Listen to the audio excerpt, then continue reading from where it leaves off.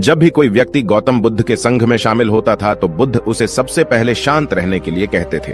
ध्यान की अवस्था में जाने से पहले उस भिक्षु को शांत रहना सिखाया जाता था। आज के दौर में हर तरफ सौरी शोर है। इसकी वजह से दिमाग में तनाव पैदा होना लाजमी है।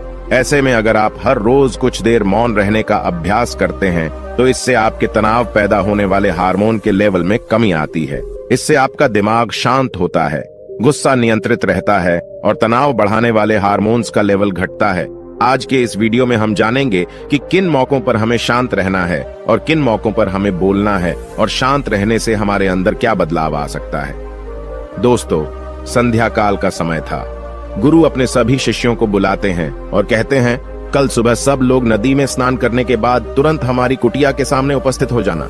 सभी इसी से हैरान रह जाते हैं कि हम लोगों ने कुछ गलती की है क्या, लेकिन गुस्से से यह कहते हैं कि हो सकता है कि गुरुजी कल सुबह कुछ अच्छी बात बताने वाले हैं। सब लोग रात को सही समय पर सो जाते हैं और सुबह उठकर सभी लोग नदी में स्नान करने के बाद वापस गुरुजी के सामने उपस्थित हो जाते हैं। गुरु कहते हैं, आज हम तुम सबको चुप रहने के फायदे के बारे में बताऊंगा। गुरु कहते हैं, 10 मौके जहां पर चुप रहने से होता है लाभ और बोलने से नुकसान। गुरु कहते हैं, अगर आप इन 10 मौकों पर शांत हो गए यानी मौन हो गए तो आप जो चाहेंगे वही मिल जाएगा। आपकी जिंदगी में चमत्कारिक बदलाव शुरू हो जाएंगे। जरूरत से ज्यादा बोलना या चुप रहना दोनों ही अच्छी बात नहीं है। जैसे जरूरत से ज्यादा बारिश हो जाना या फिर धूप दोनों ही दिक्कत देती है, उसी तरह अनावश्यक बोलने से भी काफी नुकसान होता है। गुरु कहते हैं कि पहला ऐसा मौका जहां पर व्यक्ति को चुप रहना चाहिए, बिना तथ्य के ना बोले।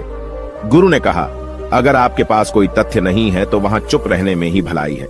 चुप बैठने से दिमाग में नई कोशिकाओं का निर्माण होता है और इससे ज्ञान की वृद्धि होती है। बोलने में भलाई वही है जहां आपको किसी चीज के बारे में पूरा ज्ञान हो। अगर आप बिना तथ्य के कहीं बोलते हैं या फिर बेवजह बोलते हैं तो आपका वहां मजाक भी बन सकता है। अगर आपके पास पर्याप्त जानकारी नहीं है, ऐसी जगह पर बोलने से आपका मजाक तो बनी रहेगी, साथ ही साथ लोगों का भरोसा भी आपसे उठने लगेगा। इसलिए ऐसी जगह पर शांत रहो जहां तुम्हें पता ना हो कि क्या बोलना है क्या नहीं। कई बार कुछ लोग ऐसे होते हैं जो हर जगह अपनी उपस्थिति बताने लगते हैं। उन्हें पता नहीं होता है कि हमें क्या बोलना है, लेकिन फिर भी बोलते जाते हैं और फिर बाद में दूसरे लोग उनके जाने के बाद उनका मजाक उड़ाते हैं। जब तक आपको उस तथ्य के बारे में अच्छा ज्ञान नहीं है, उसके बारे में पता नहीं है, तो वहां चुप रहना ही ज्यादा समझदारी है। गुरु ने कहा, दूसरा ऐसा मौका जहां पर व्यक्ति को चुप रहना चाहिए। शब्दों से न पहुंचे ठेस। अगर आपके शब्द किसी को मानसिक ठेस पहुंचा रहे हैं तो वहां चुप हो जाना चाहिए। कमजोर व्यक्ति के बारे में कुछ भी बोलकर आप महान नहीं बन सकते हैं। महान आप किसी कमजोर का साथ देने में बनेंगे। कई बार होता है कुछ लोग अपने से छोटे व्यक्ति को भला बुरा कहते रहते हैं। सामने वाला इंसान तो कद से आपसे छोटा है, वह आपको कुछ नहीं बोलेगा, लेकिन आप उसकी नजरों में गिरते चले जाएंगे। हो सकता है कि कल वह भी आपसे पद में बड़ा हो जाए। पद में आपसे जब वह बड़ा हो जाएगा तो आज जो रवैया आपका उसके साथ है, आने वाले समय में वह भी आपके साथ वही करेगा। आप किसी को नीचा दिखाकर बड़ा नहीं बन सकते हैं। बड़ा बनना है तो अपने से छोटे लोगों का इज्जत भी करना सीखें और साथ ही साथ बड़े लोगों का भी सम्मान करना चाहिए। लोगों को लगता है कि अगर वह अकड़कर बोलेंगे और सामने वाले को नीचा गिराने की कोशिश करेंगे तो वह बड़े बन जाएंगे, तो यह उन सब की भूल है। बड़े होने की बजाय आप उनकी नजरों में गिरते चले जाएंगे। गुरु ने आगे कहा, इसलिए शिष्यों, तुम सब जब भी बोलना आदर भाव से बोलना, ताकि तुम्हारी बात लोगों को अच्छी लगे। बोलने में भाई बहन, माता पिता, मित्र इत्यादि संबोधन शब्दों का इस्तेमाल जरूर करना। इससे तुम्हारी मान प्रतिष्ठा तो बढ़ेगी ही, साथ ही साथ लोगों की नजरों में तुम समझदार व्यक्ति बनते जाओगे। गुरु ने आगे कहा, तीसरा मौका जहां पर व्यक्ति को चुप रहने में ही भलाई है। क्रोध या घृणा करने वाले लोग, जब कोई अपना या सगा संबंधी आप पर क्रोध कर रहा हो, आपका अपमान कर रहा हो, तो आपको उस वक्त चुप रहना चाहिए ताकि सामने वाले का गुब्बारा पूरी तरह से फट जाए। आप यदि सही हैं तो उसे कतई माफीनामा गए और चुप रहकर ही सही समय का इंतजार करें। वह खुद आपसे माफी मांग लेगा जब उसे अपनी गलती का एहसास हो जाएगा। गुरु आगे कहते हैं कि अगर आपका कोई सगा संबंधी आप पर क्रोध कर रहा हो और आप उस समय शांत हैं, तो यह आदर सम्मान देने की निशानी होती है। इससे न कोई छोटा होता है और न ही बड़ा। अगर आपको क्रोध आ रहा है तो आप या तो वहां से किसी का अनादर किए बिना चले जाएं या फिर चुप रहें। क्रोध करने से आपके रिश्ते खराब होंगे। क्रोध करने से हमेशा क्रोध करने वाले व्यक्ति का ही बुरा होता है। गुरु आगे कहते हैं कि एक बार की बात है, एक सांप जंगल से भागते हुए किसी राजा के घर में पहुंच गया। लोगों ने छेड़खानी की तो वह बहुत ही गुस्सा हो गया, जिससे घर में जो तलवार पड़ी हुई थी उसी को लपेटकर कसने लगा और धीरे धीरे उसका पूरा शरीर कट गया। ठीक उसी प्रकार हमारा गुस्सा भी हमारे शरीर को तलवार की भांति काटता रहता है। गुस्सा ध्यान से खत्म होता है प्रतिदिन। अगर आप ध्यान की मुद्रा में बैठे हैं तो आपका गुस्सा आपके नियंत्रण में रहेगा। गुरु आगे कहते हैं कि यह तरीका है कि आप प्रतिदिन ध्यान का अभ्यास करें। इससे आपके शरीर में जो हार्मोन्स गुस्से को बढ़ावा देते हैं वह सब तुम्हारे नियंत्रण में रहेंगे, जिससे शरीर गुस्से पर आसानी तुम्हारा से काबू पा लेगा। लेकिन एक तरीका यह भी है कि जब भी आपको गुस्सा आए तो आप यह समझने का प्रयास करो कि क्या मेरा गुस्सा जायज है या नहीं। हमें वहां पर बोलना चाहिए कि नहीं। जब आप खुद इस बात का आकलन लगा पाएंगे तो आपको खुद पता चल जाएगा कि हमें गुस्सा करना चाहिए या नहीं।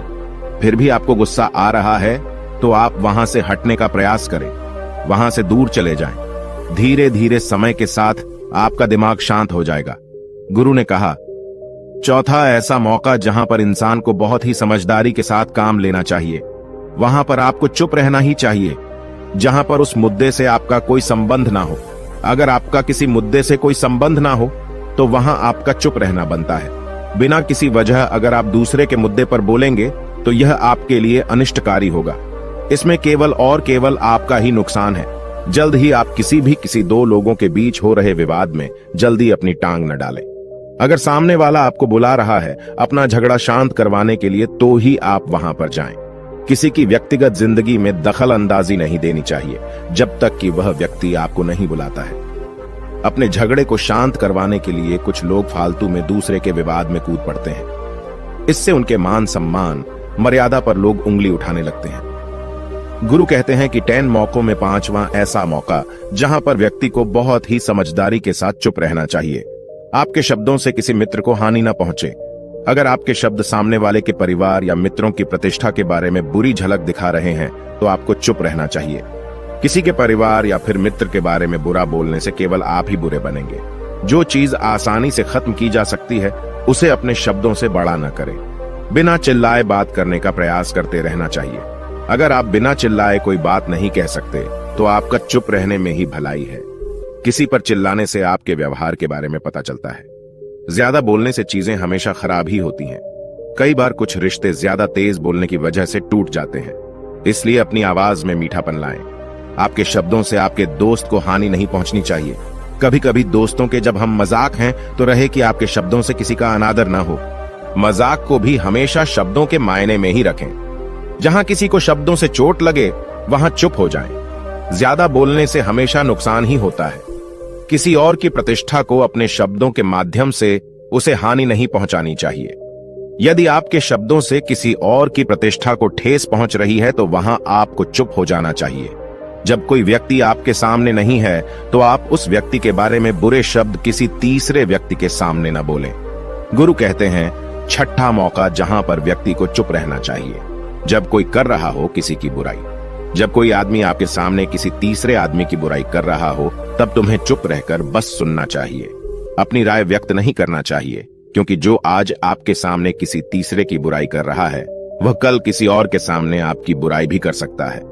यदि आपने कुछ कहा है तो नीति शास्त्र के अनुसार जो अपने मुंह को बंद रखता है और बुद्धि से काम करता है वही इंसान समझदार होता है। बिना जरूरत के बोलना, किसी के बारे में किसी के बीच में बोलना यह गलत बात है। कभी कभी हमारे लिए बुद्धिमानी इसी में होती है कि हमें अपना मुंह ऐसी जगह पर नहीं खोलना चाहिए। गुरु आगे कहते हैं कि 10 मौकों में 7वां ऐसा मौका जहां पर व्यक्ति को चुप रहना चाहिए, जब कोई नहीं समझे आपकी भावना। यदि आपको लग रहा है कि कोई व्यक्ति आपकी भावना, दुख या परेशानी को शब्दों में नहीं समझ रहा है, यदि आपको लग रहा है कि सामने वाला व्यक्ति आपकी भावना या दुख को या आपकी जो परेशानी है उसको वह समझ नहीं पा रहा है या समझने का प्रयास ही नहीं कर रहा है या वह आपको ध्यान से सुन ही नहीं पा रहा है, तो ऐसे व्यक्ति के सामने आप चुप ही रहें, क्योंकि ऐसे लोगों को आपकी भावना या दुख से कोई मतलब नहीं होता है। ऐसे लोगों को अपना राज बताकर आप पछताएंगे ही बाद में। इसलिए हर किसी को अपने मन की बात नहीं बतानी चाहिए। अगर आपको लग रहा है कि सामने वाला आपकी बात को नहीं समझ पा रहा है, आपकी भावनाओं को नहीं समझ पा रहा है, तो वहां पर आपको नहीं बोलना चाहिए, क्योंकि आज में आपका मजाक ही बन जाएगा जब आपको लगने लगे कि सामने वाला आपकी भावनाओं को ठीक तरीके से समझ रहा है। आप जो कह रहे हैं वह ठीक से सुन रहा है, तभी आप उसे अपनी बात कहें। गुरु कहते हैं कि 8वां मौका जहां पर आपको चुप रहना चाहिए जब कोई इंसान अपना दुख व्यक्त करे। यदि कोई इंसान अपने दुख या परेशानी को आपको बता रहा है तो इसका मतलब यह है कि वह आपको अपना समझ रहा है। ऐसे में तुरंत ही उसे समाधान बताने के बजाय चुप रहकर उसके दुख या समस्या को सुने। उसके दुख या समस्या को किसी और को न बताएं। वह इसलिए नहीं बता रहा है कि उसकी समस्याओं का समाधान कर देंगे, बल्कि वह इसलिए भी बता रहा है कि सामने वाला उसकी बात को समझ रहा है। कई बार बताने से दुख कम हो जाते हैं। आपको अपना दुख इसलिए बता रहा होगा कि उसे लग रहा है कि आप उसकी बात को समझ रहे हैं। दुख बांटने से कम हो जाता है। इसलिए जब कोई व्यक्ति अपना दुख आपसे व्यक्त करे तो आप चुप मारकर उसकी बात को बहुत ही ध्यान से सुने ताकि उसके दुख कम हो जाएं। उसके मन का बोझ हल्का हो जाए, क्योंकि उसके मन में जो भी बातें थीं वह आपको सब बता दिया। गुरु आगे कहते हैं कि 10 जगहों में 9 ही ऐसी जगह जहां पर आपको चुप रहना चाहिए। जहां पर दुष्ट प्रकृति के लोग रह रहे हों और गाली गलौज कर रहे हों तो आप वहां पर मत जाइए।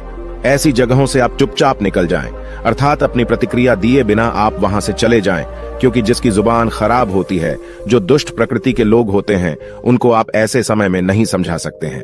जब उनका दिमाग पूरी तरह से शांत हो जाए तभी वह आपकी बात सुनेंगे। इसलिए जहां पर दुष्ट प्रकृति के लोगों आपकी बात को न मानते हों और न ही सुनते हों तो आपको वहां पर नहीं बोलना चाहिए। गुरु कहते हैं कि 10 माह ऐसा मौका जहां पर आपको शांत हो जाना चाहिए। अपनी सफलता का राज हर किसी को न बताएं। कई बार होता है कि कुछ लोग जो सफलता को बहुत ही jल्दी अर्जित कर लेते हैं, वे हर जगह अपनी सफलता का ढिंढोरा पीटने लगते हैं। ऐसे में क्या होता है कि कई लोग आपकी सफलता से खुश नहीं होते हैं। अगर आप अपनी सफलता का जबरदस्ती लोगों में ढिंढोरा पिटवा रहे हैं तो लोगों की नकारात्मक ऊर्जा आपको प्रभावित कर सकती है। जब आप सफल होंगे तो सबको पता चल जाएगा कि आप सफल हो गए हैं। ढिंढोरा पीटने से नुकसान आपका ही होगा। इतना कहकर गुरु ने कहा, शिष्यों, आज के लिए बस इतना ही। अगर तुम सब मेरी इन 10 बातों को अपने जीवन में अपना लेते हो तो तुम सब काफी हद तक परेशानियों से बचे रहोगे। यहाँ से जाने के बाद मेरी यह बातें आपके जीवन किसी वरदान से कम साबित नहीं होंगी। दोस्तों, मुझे उम्मीद है इस वीडियो से आपको बहुत कुछ सीखने को मिला होगा। अगर आप